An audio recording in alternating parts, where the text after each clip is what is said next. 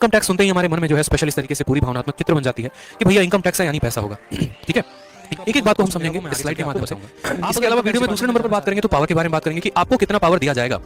Third number पर बात करते हैं एलिजिबिलिटी की कि अगर आप इनकम टैक्स इंस्पेक्टर बनना चाहते हैं तो आपकी एलिजिबिलिटी क्या है। ठीक है, वर्क प्रोफाइल के बारे में सबसे ज्यादा, जैसे कि मैंने कहा, इनकम टैक्स सुनते ही माइंड में चित्र क्या बन जाता है? माइंड में चित्र ये बन जाता है कि अरे भैया ठीक है, इनकम टैक्स का होगा मतलब पैसा पैसा पैसा, रेड मारना है। लेकिन सारे काम रेड मारने वाले नहीं होते हैं। उसके अलावा बात करते हैं ट्रेनिंग की, और जो लास्ट है सबसे इंपॉर्टेंट है वो है सैलरी। सभी पॉइंट्स के बारे में जानेंगे। तो सबसे पहले दिए गए परीक्षाओं से जा सकते हैं। मैं एसएससी की बात नहीं कर रहा, एसएससी सीजीएल की बात कर रहा हूं। यानी जो बच्चे जो ग्रेजुएट हैं, कंबाइंड ग्रेजुएट लेवल पर हैं, वो एसएससी सीजीएल के पेपर को निकालकर इनकम टैक्स डिपार्टमेंट में चयनित हो सकते हैं। और दूसरा हो गया हमारा यूपीएससी। यूपीएससी के बारे में आपको भी वाकिफ है, पेपर क्या होता है, साल में एक बार होता है। ठीक है, डिटेल में कभी यूपीएससी के बारे में भी चर्चा कर लेंगे। अब एसएससी सीजीएल के माध्यम से अगर किसी भाई को मेरे जाना है और इनकम टैक्स में सिलेक्शन लेना है, ठीक है, तो उसको क्या करना पड़ेगा? उसको ये 4 पेपर्स क्वालिफाई करने पड़ेंगे। अपने माइंड में एक बात को ढाल लो।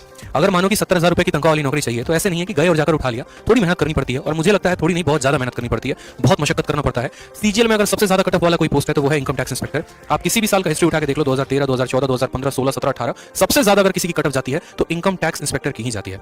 इसमें कुछ बच्चों के डाउट होते हैं कि सर क्या इंटरव्यू होता है? तो नहीं भाई, इंटरव्यू नहीं होता। मोदी गवर्नमेंट जब से आई, बीजेपी गवर्नमेंट जब से आई, उसके बाद इन्होंने इंटरव्यू पोस्ट हटा दिया। उसके बाद बात करते हैं फिजिकल टेस्ट के बारे में। जैसे कि एक्साइज इंस्पेक्टर में फिजिकल टेस्ट होता है, अदर डिपार्टमेंट में, इनकम टैक्स में कोई भी फिजिकल टेस्ट नहीं होता। ना कहीं भागना है, ना कहीं जाना है, ना कहीं दौड़ना है, कुछ भी नहीं है, कोई फिजिकल टेस्ट नहीं होता है।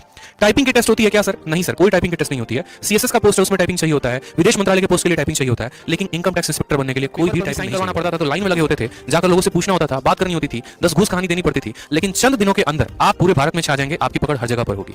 ठीक है, यहां तक कि अगर आपके पड़ोसी को भी पता है और वो करोड़पति है और उसको पता है कि इनकम टैक्स में है, तो वो भी थोड़ा संभल कर चलेगा कि भैया कहीं अगला हम पे रेड ना मरवा दे। ठीक है, इस बात से ठीक है। बात करते हैं पैसे के बारे में, तो बिल्कुल 2 सोर्स ऑफ इनकम है। एक तो डायरेक्ट जो आपको गवर्नमेंट देती है, हर महीने अच्छे खासे पैसे आ जाते हैं सैलरी के रूप में, ये है। और सोशल स्टेटस समाज में बहुत ज्यादा है। सीजीएल में किसी भी पोस्ट में अगर आप लग रहे होते हैं तो सबसे ज्यादा पावरफुल जो पोस्ट है वो इनकम टैक्स की है, और उसके बाद दूसरा विदेश मंत्रालय है। ठीक है, थर्ड बात करते हैं एलिजिबिलिटी के बारे में। आप कैसे एलिजिबल होंगे दोस्त? आप इस इंस्पेक्टर पोस्ट के लिए कैसे अप्लाई कर सकते हैं, कैसे बन सकते हैं, क्या एलिजिबिलिटी होगी?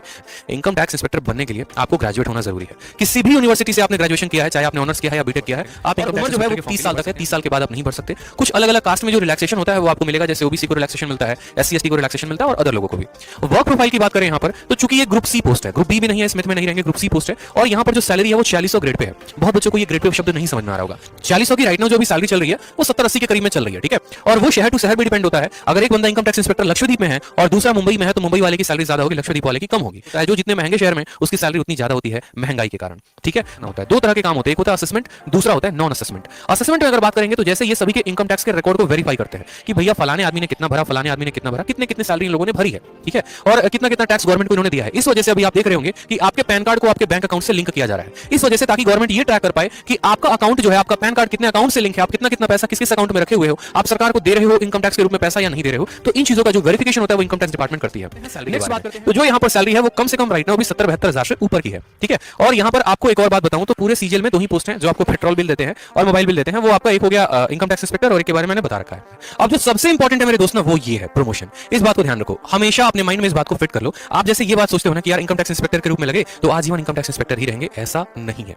एसएससी सीजीएल में जो बंदा टैक्स असिस्टेंट लगता है, 3 सालों के बाद क्या होता है कि उसका प्रमोशन सीनियर टैक्स असिस्टेंट में लग जाता है। इसकी सैलरी कम है, पावर कम है, सब कुछ है, इसको टाइपिंग का भी टेस्ट देना पड़ता है। 3 सालों के बाद ये सीनियर टैक्स असिस्टेंट बनता है, फिर उसके 3 सालों के बाद ये इनकम टैक्स इंस्पेक्टर बन जाता है। तो एसएससी सीजीएल क्वालिफाई करके आप इनकम टैक्स इंस्पेक्टर बनते हैं, और यूपीएससी क्वालिफाई करके आप assistant commissioner of income tax यानी एसीआईटी बनते हैं। ठीक है, तो आप यहां से लेकर यहां तक, आपको अगर मानो कि आज आप यूपीएससी का पेपर देते हो, आपका नहीं निकलता है, तो भी कोई दिक्कत की बात नहीं है। आप 10 से 12 साल के अंदर, यहां पर कम से कम 12 से 14 साल के अंदर आपका प्रमोशन होकर यूपीएससी कैडर में आप चले आओगे। फिर